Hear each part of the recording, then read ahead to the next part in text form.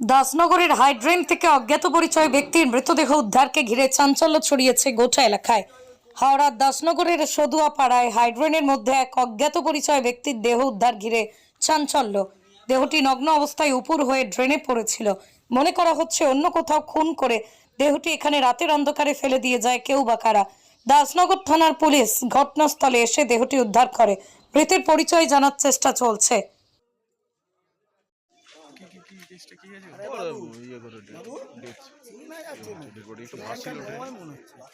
পুকুরে ছিল কিসে ছিল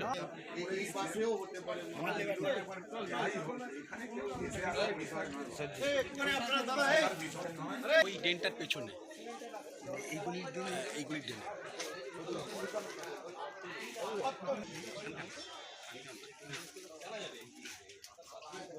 কি ব্যাপার রে গরু এসে না না একসাথে একটা বন্ধু রাইড করবো।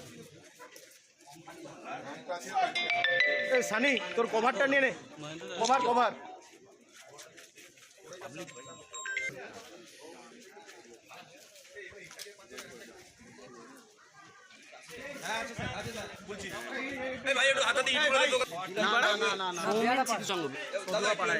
এটা সদুয়াপাড়া, আমি বেয়ারাপাড়া বলছি।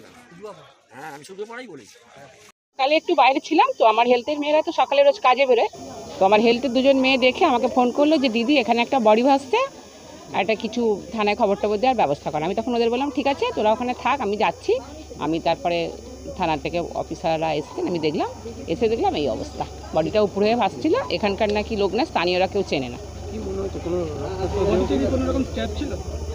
আপাতত না ছিল না, সেটা বোঝা যাচ্ছে না কিছু। না না না, অনেক বেশি দিন না। আমার নাম করবী ঘোষ, আমি এই 9 নম্বর ওয়ার্ডে তৃণমূল মহিলা কংগ্রেসের সভানেত্রী।